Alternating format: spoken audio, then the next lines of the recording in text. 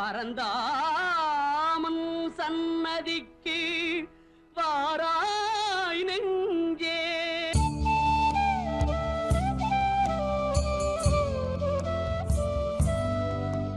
என்னை ஆட்கொண்டு வழிநடத்தும் என் சச்சிதானந்த சத்குருமூர்த்தியின் திருப்பாதங்கள் கோடி கோடி நமஸ்காரம். அன்பான பக்தர்களே, இன்று ஒரு முக்கியமான ஒரு நாள். அதாவது நாளை தைப்பூசம், புனித பௌர்ணமி. அப்போ இந்த பௌர்ணமியில் முழுமையான அந்த பௌர்ணமியில் நாம் பங்கு பற்றும் போது எங்களுக்கு அந்த ஒரு குரு வழியிலிருந்து அந்த குரு சொல்கிற மாதிரி கேட்டு நாங்கள் எல்லாரும் ஒவ்வொரு ஆளும் தெரிந்தும் தெரியாமல் பல பாவங்களை செய்து அந்த பாவங்களை நாங்கள் கரைப்பதற்காக கடன் அப்படின்னு சொல்லுவாங்க. இந்த பூமிக்கு வரும்போது நாங்கள்லாம் எதுவும் கொண்டு வரையும் இல்லை. எங்களை படைத்தவர் எந்த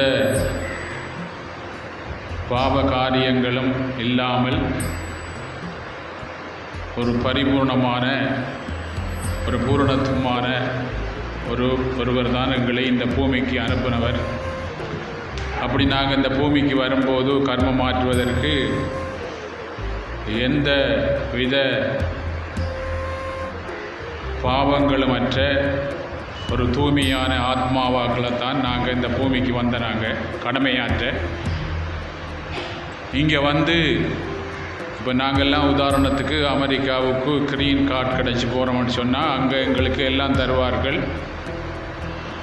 அவர்களை சார்ந்து நாங்கள் வாழும்போது எங்களுக்கு எல்லாம் கிடைக்கும். எங்களுடைய கர்மம் ஆற்றுவதற்கு அங்கே ஒரு வேலை செய்வதற்காக எங்கள் எடுப்பார்கள். அந்த வேலை நாங்கள் செய்யும்போது எங்களுக்குரிய அந்த சம்பளம், அந்த ஊதியம் எங்களுக்கு கிடைக்கும். இந்த பூமியில் நாங்கள் என்னத்தை நாங்கள் செய்கிறோமோ அதை நாங்கள் அறுவடை செய்யலாம். அப்போ எந்த காரியம் செய்தாலும் அதுக்குரிய பலன் கிடைக்கும். நீங்கள் இந்த காரியம் செய்த உடனே எனக்கு எவ்வளோ வரும் அப்படின்ட்டு செய்த மட்டும் அது வராட்டி மன வருத்தம் வரும். அதனால் பாருங்கள், அதை நம்ம திங்க் பண்ணும்போது துன்பம் வருது. ஆனால் இந்த காரியங்கள் எல்லாத்தையும் நாங்கள் சரியாக செய்யும்போது அதுக்குரிய பலன் நிச்சயம் கிடைக்கும். ஆனால் அந்த பலனை நாங்கள் அனுபவிக்கலாம். அப்படி நாங்கள் இந்த பூமிக்கு நாங்கள் வரும்போது ஒரு பூரணத்துவமான ஒரு பரிசுத்தமான ஒரு ஆன்மாவாக தான் நாங்கள் இங்கே வந்தேன். அப்போ இங்கே வந்து பாருங்கள், நாங்கள் படைத்தவனோட தொடர் கொள்ளாமல் படைக்கப்பட்ட பொருளை கொண்டு படைத்தவனை நினச்சி கொண்டு படைக்கப்பட்ட பொருளை கொண்டு வாழுங்கள் அப்படின்னு சொல்லித்தான் நாங்கள் இந்த பூமிக்கு வந்தேன்.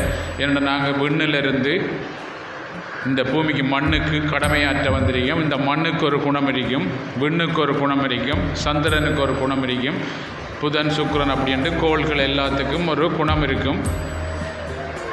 அப்போ இந்த பூமியில் பாருங்கள், நவகோள்களை எடுத்துக்கொண்டோம்னு சொன்னால் அவர்களெல்லாம் பாருங்கள் சூரியனை சார்ந்து சூரிய குடும்பம் அப்படின்னு சொல்லுவோம்.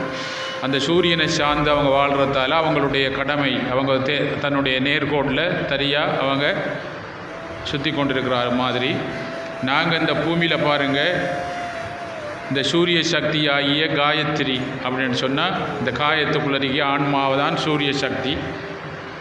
அவருக்கு பேர் தான் கடவுள் அப்படின்னு சொல்லுவாங்க. அது ஆன்மா. அந்த ஆன்மா உணர்வாக இருக்கிறாரு. மனம் எண்ணங்களால் பிரிக்கப்படுது. இப்போ மனத்தை கொண்டு வாழ்வதுதான் மனிதன்.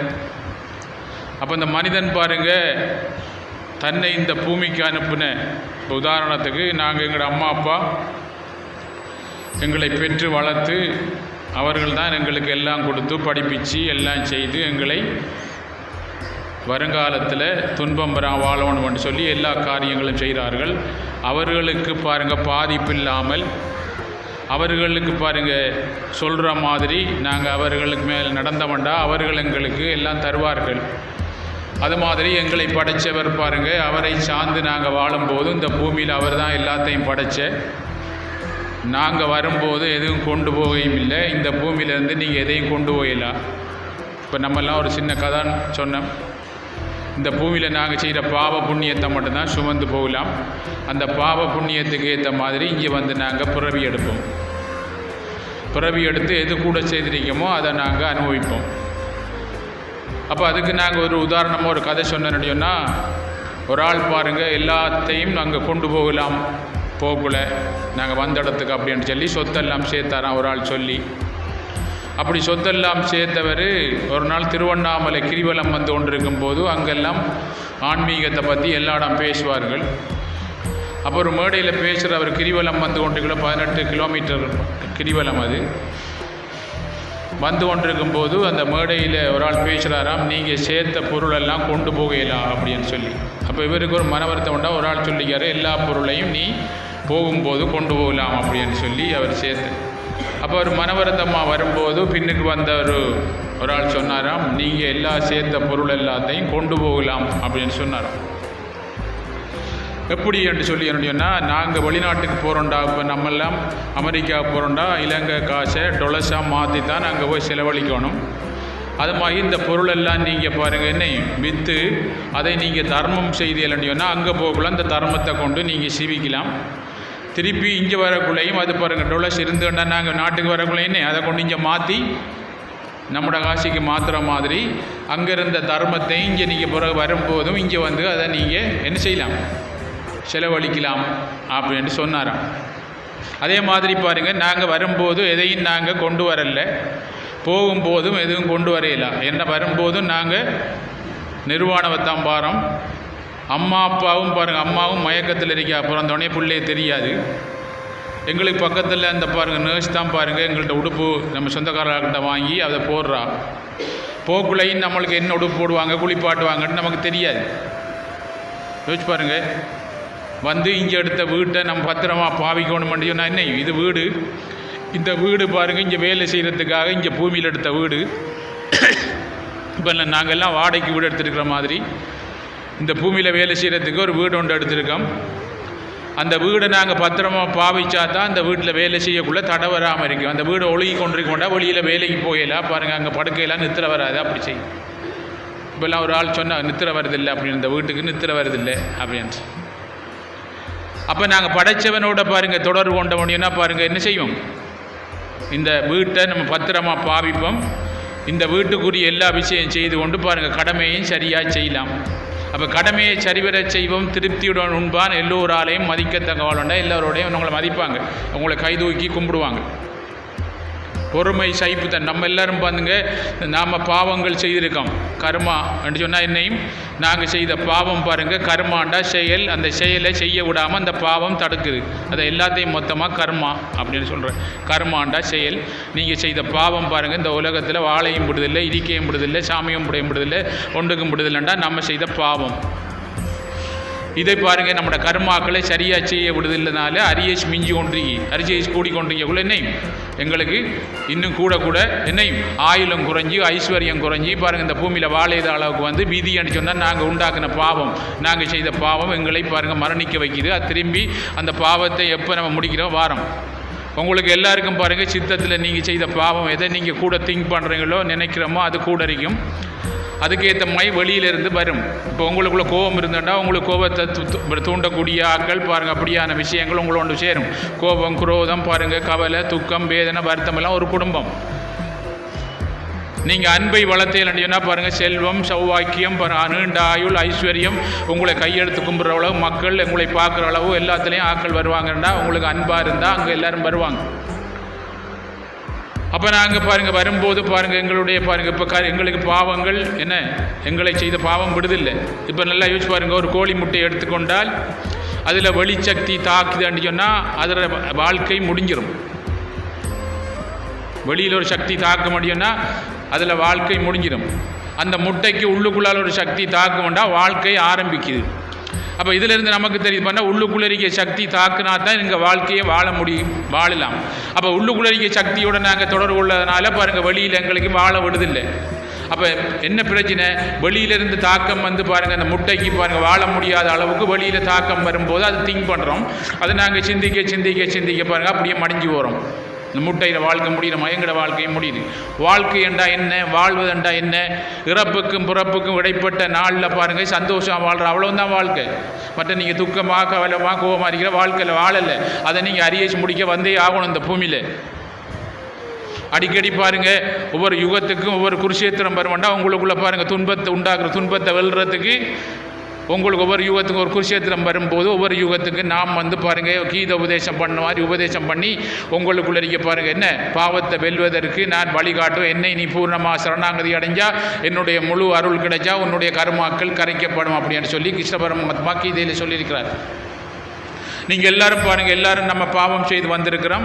நாங்கள் சொல்கிற மாதிரி வழியில் நான் போகல பாருங்கள் பாவங்கள் கரைக்கப்படுது அப்படின்னு சொன்னால் கடவுள் வந்து விட்டார். கடவுள்ற பாருங்கள் நாம் சுயத்தன்மை எங்களோட கடவுள் எங்களுக்குள்ளே தான் இருக்கிறாரு. அப்போ அவரோட நாங்கள் தொடர்புள்ள சொல்லி பாருங்கள் வெளியில் வந்து சொல்கிறாரு.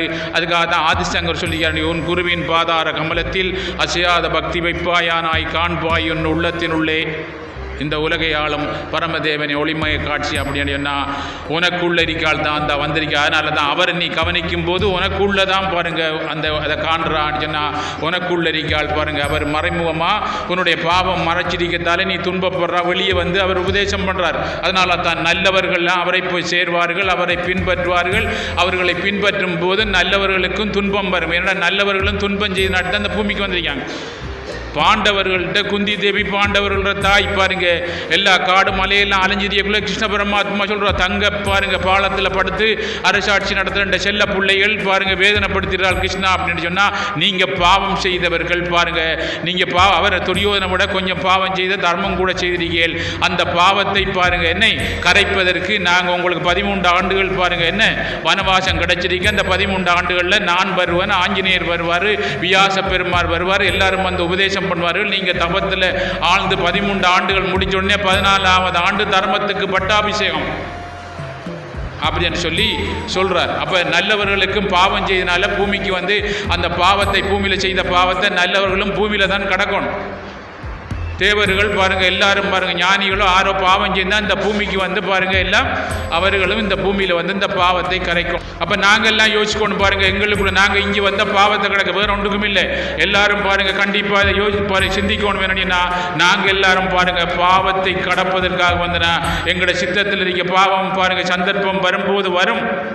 அதை பொறுத்து கொண்டு பாருங்க நாம சொல்ற மாதிரி சுவாசத்தைய பூர்வ மத்திய கவனிச்சு இப்படிப்பட்ட பிற முழுமையான பௌர்ணமி பாருங்க யாகங்கள் யக்ஷங்கள் தியான யமங்கள் எல்லாத்திலையும் பங்கு பற்றி வரும்போது பாருங்க இங்க ஐம்பொறிகள் எண்ணத்தை கவனிக்கிறோமோ, எண்ணத்தை பார்க்கிறோமோ, எண்ணத்தை நுகர்றோமோ, எண்ணத்தை டேஸ்ட் பண்றோமோ, எண்ணத்தை தொட்டு உணர்றோமோ அந்த தன்மை மனதில் உண்டாகும். மனதில் அதை திங்க் பண்ணோனே அது பாருங்க என்னை சக்தியா மாறி செயலா மாறும்.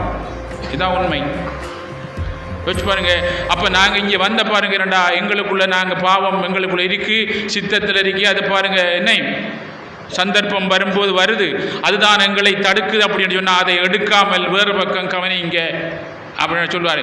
எதை நீ கவனிக்கிறையோ, எதை நினைக்கிறையோ, கவனிச்சு நினைக்கிறையோ அந்த சக்தி உனக்குள்ள கூடும். ஏன்னா மனிதன் நினைச்சு வாழ்றவர். நினைச்சு பாருங்க எதை நினைக்கிறாயோ அதுவாகிறான். அப்ப நீ பாருங்க தெரிந்தும் தெரியாமல் பாருங்க உன்னை படைச்சவனை விட்டு படைக்கப்பட்ட பொருளை பாருங்க அணு ஆராயிறதான் விஞ்ஞானம். படைச்சவனையே கண்டுபிடிக்கிறதான் விஞ்ஞானம் பாருங்க இந்த மெஞ்ஞானம். அப்ப நம்ம பாருங்க படைச்ச பொருள் பக்கம் விஞ்ஞானம் மாதிரி வளர்ந்து போனோடனே நாங்களும் படைச்ச பொருள் பக்கம் போய் பாருங்க அந்த விஞ்ஞானமே கொஞ்ச நாள்ல செயலிழக்கும் போது என்ன செய்வோம்? நிற்கதியா நிற்க வேண்டி வரும். கரண்ட் என்ன சுவர், இந்த சேட்டலைட் என்ன சுவர்? ஏண்டா மெஞ்ஞானம் பாருங்க இந்த விஞ்ஞான உலகத்துக்கு துன்பங்கள் கொடுக்கும் போது மெஞ்ஞானம் பாருங்க தன்னுடைய சக்தியை கூட்டும் போது விஞ்ஞானம் செயலிழந்து போகும் ஒரு கட்டத்தில். ஏன்னா அதுகள் எல்லாம் பாருங்க எங்களுக்கு பாருங்க அதை கொண்டு பாவிங்க அதுகளில் நீங்கள் ஊறிறாங்க அதில் பாருங்க அதில் போய்த்துறாங்க. என்ன பாருங்க நாங்கள் இந்த ஃபோனில் ஊறித்தோம்னு சொன்னால் அது நிப்பாட்டுப்பட்ட உடனே மெண்டல் ஆயிரும், மனநோய் ஆயிரும். ஏன்னா மனத்தில் பதிவு ஏற்படும், ஒன்றுக்கும் விடாது. இப்போ ஒரு அம்மா வந்தார் பாருங்க மனத்தில் ஒரு பதிவு நித்திர உள்ள விடாது. மனதில் துன்பம் வந்தால் நித்திர உள்ள வராது, நோய் வந்தால் நித்திர உள்ள விடாது. இதுக்கு யார் காரணம்? நாங்கள் படைச்சவன் எனக்குள்ள இருக்கு, நம்மளுக்குள்ள இருக்க அண்டத்தில் ஆதிசக்தியாகவும் பிண்டத்தில் ஆத்ம சக்தியாக இருக்கிற என்னை ராமகிருஷ்ண பரமன் சொல்லியா பாருங்க உணர்வுள்ள பொருளை நினைக்கும் போது உனக்கு எப்படி உணர்வற்ற தன்மை ஏற்படும். அப்படின்னு சொல்றார். 10 நிமிஷம் உண்டான என்னை நீ கவனி, எதை உனக்கு பரப்பிரசாதம் பாருங்க, மனிதனுக்கு மட்டும்தான் பாருங்க அரிது அரிது, மானரா பிறத்தல் அரிது, அதிலும் அரிது, கூன் குருடு பேடு நீங்கி பிறத்தல் அரிது, அதிலும் பரிது மகான்கள் யோகிகள் ஞானிகள் சித்தர்களை பாருங்க கலியுகத்தில் சந்திப்பது பெரும் பாக்கியம். அப்போ அவர்களை சந்திக்கும் போது பாருங்க அவர்கள் வழியில நாங்கள் போனால் என்ன செய்யும், எங்களுடைய பிறவி கடன். இயேசுபுரா என்ன சொல்லி பாருங்க, பாவத்தின் சம்பளம் மரணம். நீ இந்த பூமியில் எவ்வளவு பாவம் செய்து அதுக்குரிய சம்பளமா உனக்கு மரணம் கிடைக்கும். நீ எவ்வளவு பாவம் செய்ய அதுக்கேற்ற மாதிரி உனக்கு நோய் வரும். என்னென்ன பாவம் செய்ய அதுக்கேற்ற மாதிரி தண்டனை உனக்கு நோவா வரும் அப்படின்னு சொல்லிக்காரு. யோசிச்சு பாருங்க. அப்படிப்பட்ட பாருங்க எல்லா மகான்களையும் யோகிகளையும் ஞானிகளும் அந்த மக்களுக்கு பாருங்க நல்வழி காட்ட வந்தவர்கள் எல்லாம் சொன்னார்கள், நீங்க ஒரு 10 நிமிஷம் உண்டான எங்களை கவனிச்சு கொண்டு இந்த பூ உலகத்தில் பாருங்க எல்லா நல்லத்தை நாங்க படைச்சிருக்கோம், அதை எடுத்து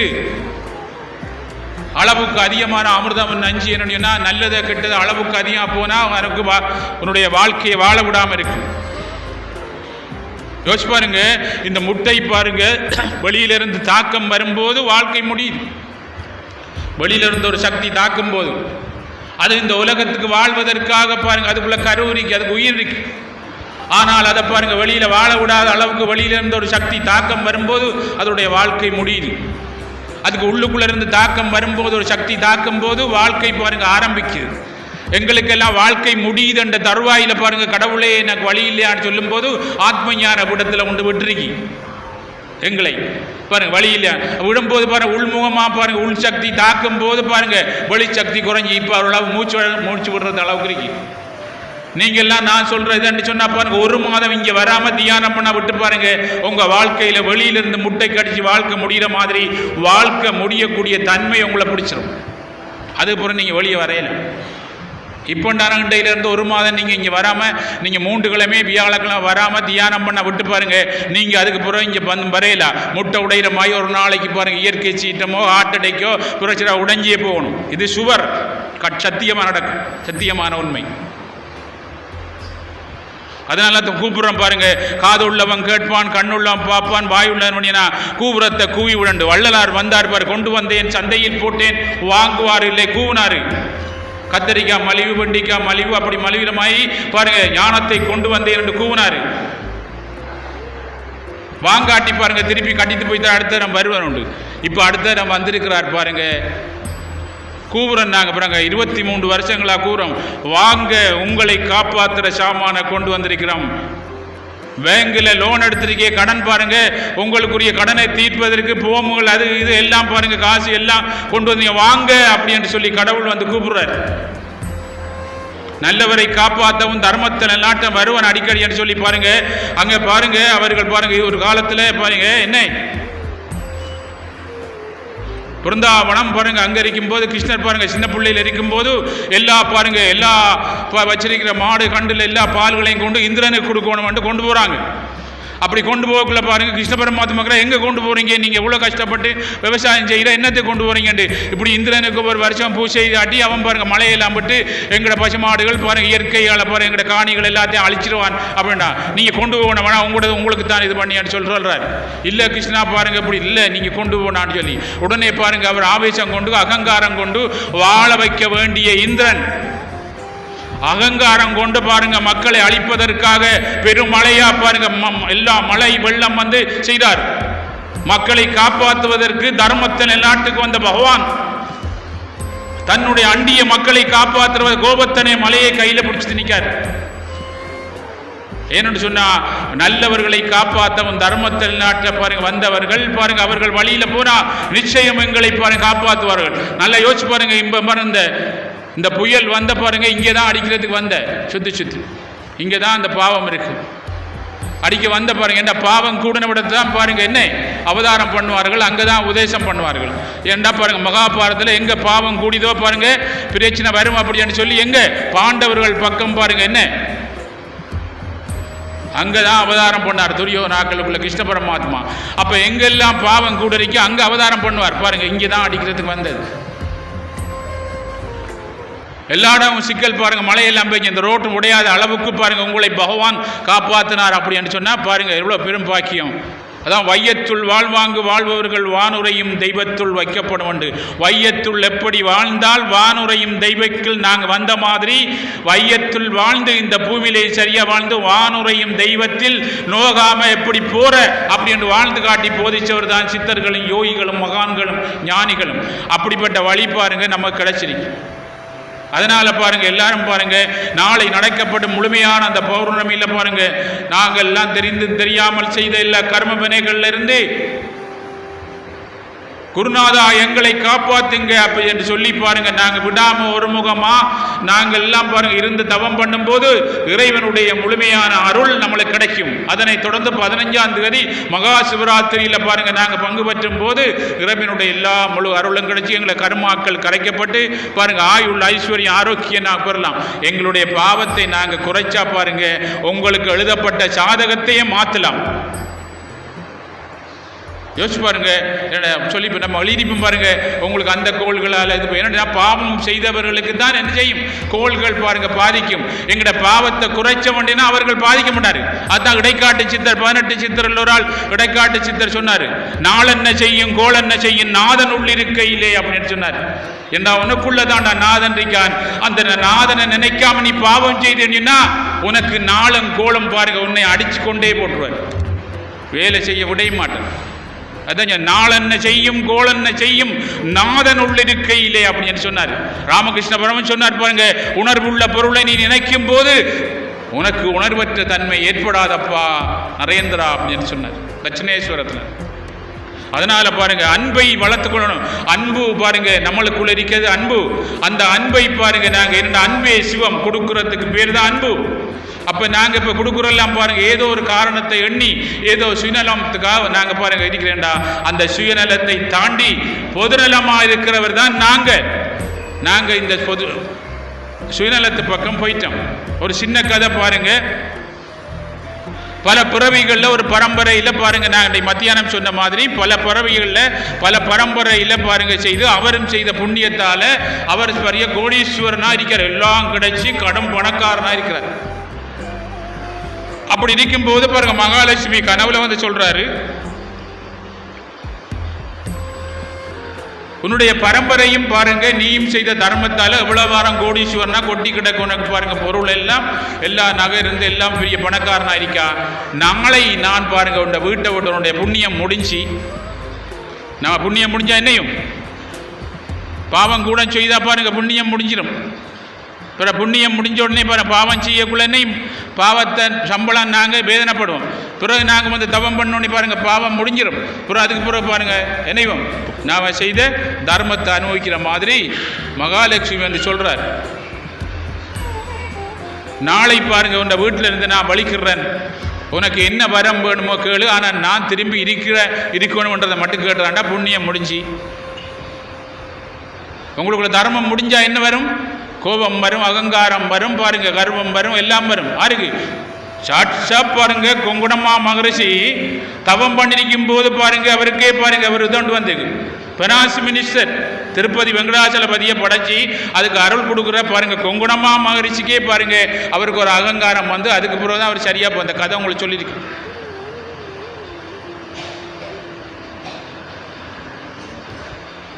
அப்போ பாருங்க மகாலட்சுமி கேட்டோன்னே இங்கே வீட்டில் காலையில் எழும்பி எல்லாரும் வீட்டுக்காராக்கள் பிள்ளைகள்ட்டெல்லாம் சொன்னாரா, மகாலட்சுமி இப்போ இரவு வந்தாவு நாம செய்த புண்ணியங்கள் எல்லாம் முடிஞ்சான் நாளைக்கு போறாவாம், ஆனால் அவள் இருக்கிறன்னு சொல்கிற அந்த வரத்தை மட்டும் கேட்க மற்ற எல்லாம் வரங்கள் நாளைக்கு வரும்னு சொல்லிட்டு போயிட்டாவும் அப்படின்னு சொன்னான். அப்புறம் அவன் மனைவி சொன்னாவ இன்னும் கொஞ்சம் ரத்தின கல்லுகள் அதெல்லாம் கேளுங்க அப்படி கொஞ்சமா கோபுரம் தானே கரிய தந்தது போனால் வாங்கி கொஞ்சம் மூத்த மகளின்னு சொன்னால் தங்கம் அது இது வீடு வாசல் முழுதும் இன்னும் கேளுங்க கொஞ்சத்தை எழுதி போடுவோம் அப்படின்னு நம்மெல்லாம் வாங்கி போடுவோம் பாருங்கள் கடங்காரம் வேற ஆக்கள்றப்போ என்ன பூமிக்கு சொந்தக்காரண்ட எழுத பாருங்கள் கடங்காரனா நிம்மதியே இல்லை, எல்லா பொருளும் வாங்கி போடுறோம் நிம்மதியே இல்லைன்னு சொல்லுவாங்க.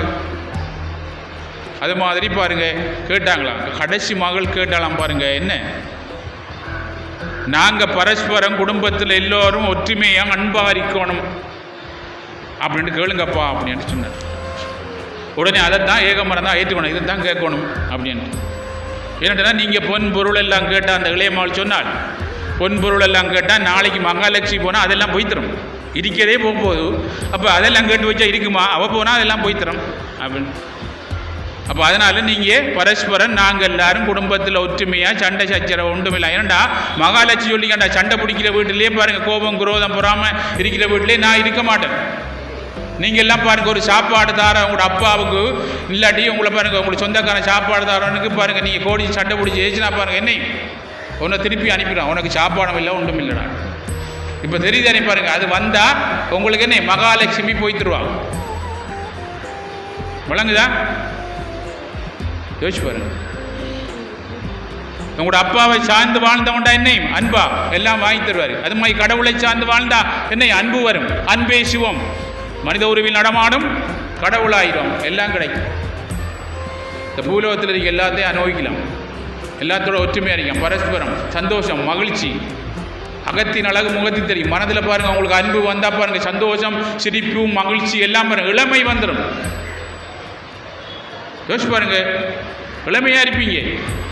இந்த ஞானிகள் பாருங்கள், பிரம்ம தேஜஸாக இருக்காங்க பாருங்கள், இளமையாக இருப்பாங்க. என்றென்றும் பாருங்கள் மார்க்கண்டேயர் மாதிரி இருப்பாங்க. யோசிச்சு பாருங்கள், ஏன்னா அவ்வளவு பிரம்ம தேஜஸ் ஆகிடும். நீங்கள் விட்டு போட்டு ஒரு மாதம் வெளியில் போய் பாருங்கள், உங்கள் முகத்தை பார்க்கலாம் சொல்லுவாங்க. அந்த நாளில் மொழிவைகளும் சின்ன பிள்ளையில முழிச்சுட்டு போவாங்க வெளியில். ஏன்னா சின்ன பிள்ளைக்குள்ள தெய்வீக தன்மரிக்கும், குழந்தையின் தெய்வம் குணத்தாலும். அப்போ அந்த குழந்தை பிள்ளையில முழிச்சுட்டு போனால் தெய்வீக தன்மை போகிற காரியம் முடியும். பல்லும் தீட்டாமல் தலையை வளர்த்துட்டு வெளியில் வரவர்களை பாருங்கள், பாஷை கூட்டி நிற்கிறவளை முழிச்சுட்டு போனால் அப்படி இருக்கும். இந்த மூதேசம் முழிச்சுட்டு போய் ஒன்றும் நடக்கலை அப்படின்னு சொல்லுவோம். அப்போ எங்கே இருக்கி மகாலட்சுமி சின்ன பிள்ளைக்குள்ள இருக்கிறா, முழிச்சுட்டு போனால் எல்லாம் நடக்குது. அங்கே ஆறு மகாலட்சுமி அக்கா ஆறு இருக்கா, பெரியா இல்லை மூதேவி அப்படின்னு சொல்லுது. 2 அக்கா தங்கச்சி 2 பேர். அப்போ உடனே அடுத்த நாள் மகாலட்சுமி கனவுல வாரா, என்ன கேளு, அதை மட்டும் கேட்டுறாத பாருங்க, இருக்க சொல்லி ஏன்னா உனக்கு புண்ணியம் எல்லாம் முடியுது, நான் பழிக்கிறேன். அவர் கேட்டாராம் பாருங்க மகாலட்சுமி, பரஸ்பரம் நாங்கள் எல்லாரும் அன்பாக இருக்கணும், குடும்பத்தில் ஒற்றுமையாக எல்லாரும் ஒரு கோபம் குரோதம் இல்லாமல் ஒரு நாளும் கோபங்கள்லாம் செழிப்பாக சந்தோஷமாக அன்பாக இருக்கணும். அன்பாக இருக்கிறவர்கிட்ட என்ன வருமா?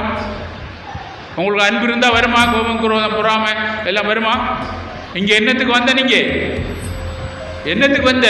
அன்பை பெற்று உங்களை கோபம் குரோதம் பொறாமை வாழ விடாமல் இருக்கிற என்னையும் அந்த துன்பத்தை சங்காரம் பண்ற சங்காரம் புத்தியாகிய சிவபெருமான் பாருங்க உங்களுக்குள்ள இருக்கார். சங்காரம் பண்ற உங்க பாவங்களை, உங்களை வாழ விடாமல் இருக்கிற அந்த பாவத்தை சங்காரம் பண்றவர் உங்களுக்குள்ள இருக்கார், மனுக்குள்ள இருக்கார். மனு ஈசன், ஈசன் தான் சங்காரம் பண்றது. அதான் வல்ல குருநாதர் வருத்துவது கொல்லவல்ல கொல்லவல்லை. உங்களை கொல்ல இருக்கிற பாருங்க பாவத்தை கொல்லுவதற்கு வருத்துறாருன்னா நீங்க வருத்தினா தான் பாருங்க உங்களை கொல்ல இருக்கிறவரை கொல்ற யாரு? கடவுளோட நீ தேடி வருவீங்க. இங்க வருவீங்க ஆத்ம ஞானோட தேடி. எங்களுடைய ஆத்மாவை பிடிச்சிருக்கி, நாங்க உணர்வு மயமா இருக்கிற ஆன்மா எங்களை பிடிச்சிருக்க, இந்த மாயை எடுக்கிறதுக்கு வாங்க அப்படின்னு ஓடி வருவார்கள்.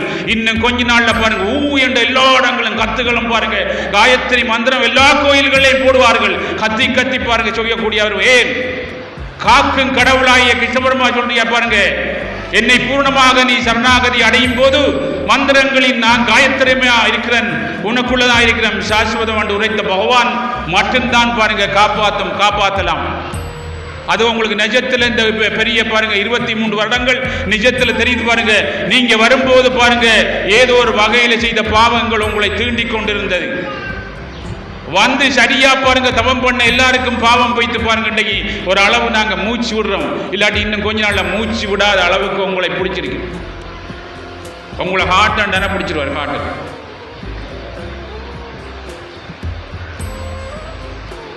அப்ப பரஸ்பரம் பாருங்க அன்பை வளர்த்துக் கொள்ற அளவு கேட்டோடனே சிரிச்சாவா மகாலட்சுமி. அன்பு இருந்தா நான் இருப்பேனப்பா, திரும்பி உண்ட வீட்டில் இருக்க போறோம் அப்படின்ட்டு. அன்பு நம்ம வீட்டில் இருந்தா என்ன மகாலட்சுமி இருப்பா. நீங்க அன்பா இருந்து பாரு, எல்லாரோடையும் வாங்க சாப்பிடுங்க, எல்லாம் செய்யுங்க, நல்லா இருங்க, நல்லா பிடிங்களா, நல்லா சந்தோஷமா பாருங்க, எல்லாரும் மகிழ்ச்சியா இருக்கத்தை பாரு பகிர்ந்து எள்ளையும் ஏழா பிரிச்சு சாப்பிடுங்கள்னு சொன்னா என்ன ஏழா பிரிக்கலாமா? எள்ளையும் ஏழா பிரிக்கிற மனநிலை உனக்கு வருமண்டா, அங்க மகாலட்சுமி வந்துடுவாரப்பா அப்படின்னு சொன்ன. பாருங்க, அறம் செய்ய விரும்பு ஆறுவது சினம் சொல்ல, அறம் செய்ய நீ விரும்பினாலே உன்னுடைய சினம் ஆறிடும் அப்படின்னு. நீ எண்ணினாலே கொடுக்காட்டியும் அறம் செய்ய விரும்பு ஆறுவது சினம் இயல்பது கரவே ஈவது விளக்கே அப்படின்னு சொல்லி ஔவையார் சொல்லிட்டு போயிருக்காரு எல்லாத்தையும். வச்சு பாருங்க, அறம் செய்யணும். அப்ப நான் நல்லா இருக்கணும் எல்லாரும் அப்படின்னு எண்ணு பாருங்க, நாங்க தான் நல்லா இருப்போம். பாருங்க, ஒரு ஆளோட நீங்க கோபிச்சா உங்களைத்தான் கோபம் அழிக்க முடியே, இன்னொரு ஆளை அழிக்கவே முடியாது. பாருங்க, நீ நல்லத்தை செய்தா பாருங்க பாருங்க என்ன தர்மத்தை நீ காப்பாற்றினால் தர்மம் உன்னை மட்டுமல்ல உன் பரம்பரையை காத்து நிற்கும் அப்படின்னு சொல்லிருக்காங்க. ஏனண்டா தர்மம் உன்னை மட்டும் இல்லப்பா, உன்னை சேர்ந்த பரம்பரையை காத்து நிற்கணும்டா. காயத்ரி மந்திரம் நீ கடுமையா சரி சொல்லும் போது உன் குடும்பத்தில் எல்லாரையும் உன்னோட சேர்ந்தவர்களையும் காப்பாற்றக்கூடிய மகாசக்தி படைச்ச மந்திரம் காயத்ரி மந்திரம். ஏண்டா கீதையில கிருஷ்ண பரமாத்மா சொல்லுகிறார், நீ மகாபாரதத்தை படிச்சாலும் சரிதான் பாருங்க, பாருங்க என்ன ராமாயணத்தை படிச்சாலும் சரிதான், நீ காயத்ரி மந்திரம் சொன்னாலும் சரிதான், என்னையே சதா நினைச்சாலும் சரி, எனக்கு பூஜை செய்தாலும் சரியாம், நான் உன்னை காப்பாற்றுவேன் கடைசி நேரத்தில் கிருஷ்ண பரமாத்மா சாஸ்வதமா சொல்லியிருக்கிறார். அப்படி பகவானை நினைச்சு பிரார்த்தனை பண்றதுக்குரிய ஒரு நன்னாள் நாளை பாருங்க. தைப்பூசத்தில் பெரும்பாக்கியம் ஞாயிற்றுக்கிழமை சூரியனுக்குரிய நன்னாள்.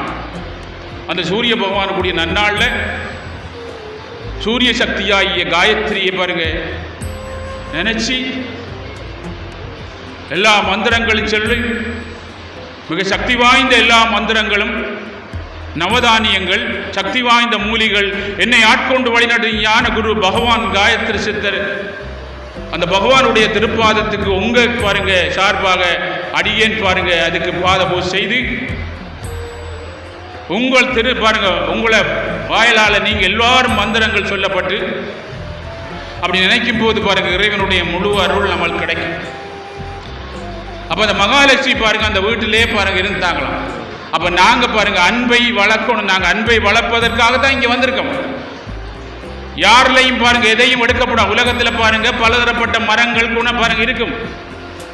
இந்த மரங்கள் பாருங்க எல்லாரும் ஒரே பூமியில தான் பாருங்க சாப்பாடு எடுக்கிறாங்க. அவங்க சண்டை பிடிக்கிறாங்களா? ஒரு ஆளுக்கு ஒரு குணம் இருக்கும்.